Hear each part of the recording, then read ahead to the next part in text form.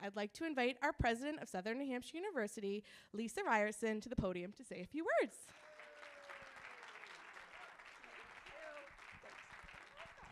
Thank you to Mandy and to everyone who planned this wonderful celebration. It really is one of my favorite events of the year because it brings us together, reminding us of the heart of our work together as an SNHU community, and the importance of the connections, the power of those connections that we have with one another. As Mandy said this afternoon, I'm delighted to be part of this ceremony because we gather to honor learners whose stories remind us of what is possible when courage meets opportunity. Tonight, you join me in honoring individuals who refuse to let barriers define them, who face financial strain, incredible, intense work schedules, doubt, distance from those they love. They took the time and were resilient enough to seek out help from us. They sought out their advisors. They built relationships that are meaningful with their faculty members. They found belonging in organizations and in our virtual communities, clubs, and organizations. All of our nominees and honorees have demonstrated what it means to be a Penmen Pursuit awardee, to pursue their dreams actively and abundantly. So thank you all for being here. Thank you to our awardees and nominees for allowing me to share brief bits of your journey. Thank you for showing us what determination looks like. Thank you for being wonderful penmen and pursuing your dreams. Let's enjoy this evening. Mandy, back to you. Let's see. Next, we will recognize Aislinn Reddy.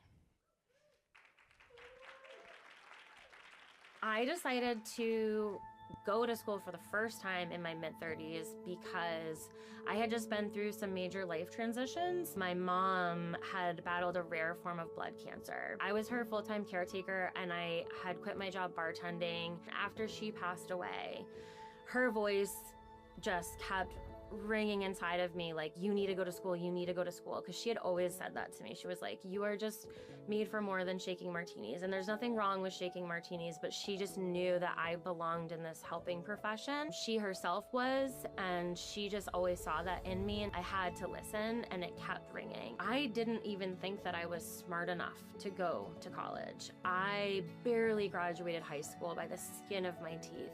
And I had this belief that because I had a learning disability and ADHD and that I didn't do well in high school, that I could never do college. And so when I came here, it was like, well, you're just gonna try, and if you fail, but at least you tried. And I wanted to show my son Koa that it is never too late to follow your dreams. And I didn't fail, I crushed. And I ended up in the Honor Society and then becoming the president. And so the way that I think that I've shaped things isn't necessarily some huge, profound impact, but really just the way that I lead by example of what a involved, engaged student looks like. I completed a year-long internship under Dr. Carrie Height, who is the chief psychologist at New Hampshire Hospital. That experience was invaluable. I mean, talk about real life learning, right? Being in that position, I not only learned so much clinically, but I realized that this is my path. It was so affirming to be in that space with those patients. They are so vulnerable. Civic engagement is important.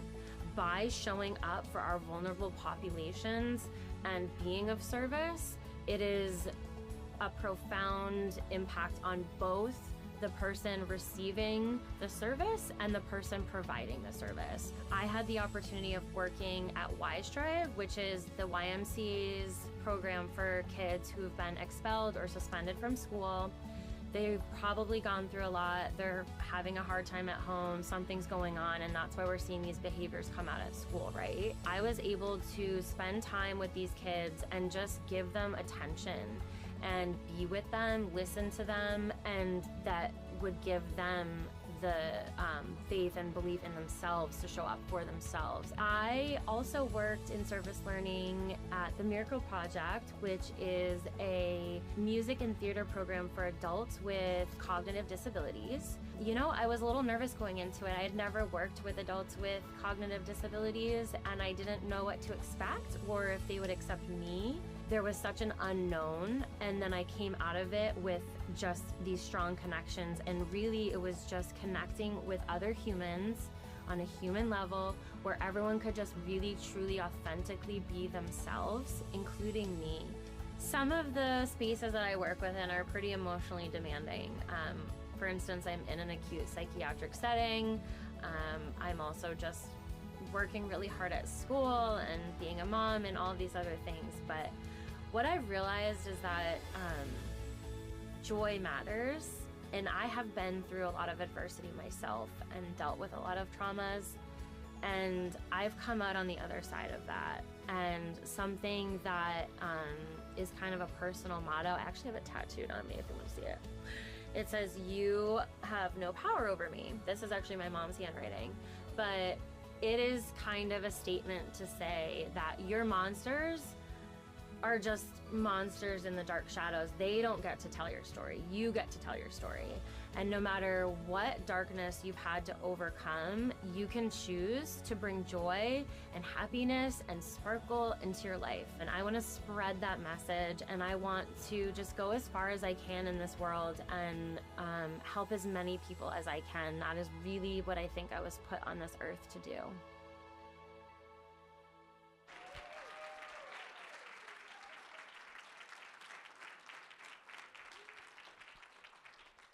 Please join me in welcoming Justina Oliveira, Associate Professor of Psychology, to the podium.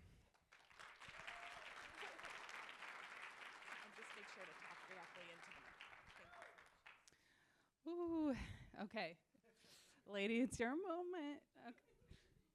I'm going to stick to the script or I'm going to cry too much. All right, so Aislinn is a testament to what it means to overcome obstacles and grab opportunities energetically, very energetically, as they present themselves.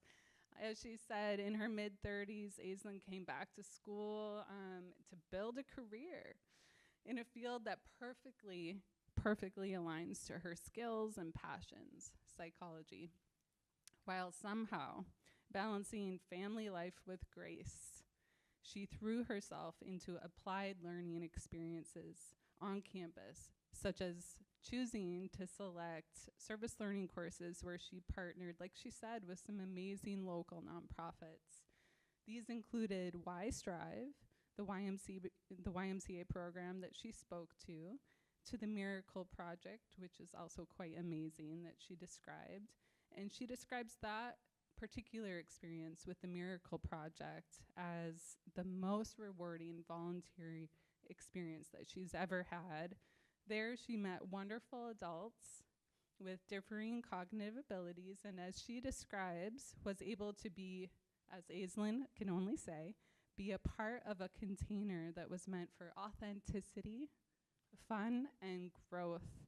Based on her transparent and eager perspective on service, I invited her, along with 2 other SNHU students, to present at, I'm sorry, this is emotional, to present at a local regional psychology conference about her service to other educators, which is really amazing. So her and those 2 students, they spoke about their experience with, honestly, both the transformative rewards, but also the genuine challenges of service learning. And I have to tell you, the people who attended, they stayed after, they talked to her. They found that there was a lot of important experiences that she shared that they just wanted to hang on to and ask more questions about, which is a bit rare, I think. So that was very special to see. Those attendees were so engaged and inspired by her views, honestly, as I am as well, as one of her faculty members. Aislinn has also been the president of SNHU's Honor Society for the past 2 years, which is really powerful. She never thought she would be there. Anyone that knows her knows that that path makes a lot of sense, though, and we all see that in her and have for quite a while, including her family that's here with her today, I'm sure. She has also absolutely excelled in cultivating a classroom dynamic as a learning fellow, a Wallach Learning Fellow here at SNHU, where she has assisted in even teaching some courses. She asked to teach an entire class period, which has not been my experience in the past, an entire 75-minute class period, and she focused on mindfulness and mental health, and I think that is a powerful testament to what she cares about and who she cares about. She took the initiative to teach that class. She asked me to do that, and I have to tell you that she did so with the ease of an experienced educator already, which is amazing to see. She included useful stories, research findings, and engaging ideas and activities with the students. And afterwards, I had a handful of students in the next week or two come share with me how powerful and how much they were impacted by that experience. And I just saw another one of those students yesterday, and they said the same thing again to me. And that was about 3 months ago, right? So they are still thinking about her. On top of all of these wonderful efforts, Aislinn has done a 1-year internship with New Hampshire Hospital, which is a psychiatric hospital, and she describes this work as powerful, meaningful, and a perfect fit for her passions, and that these are her people.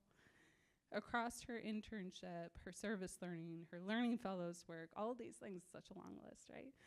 And additional volunteer work collecting donations for kids in need at a local nonprofit just because she cares and she saw the need.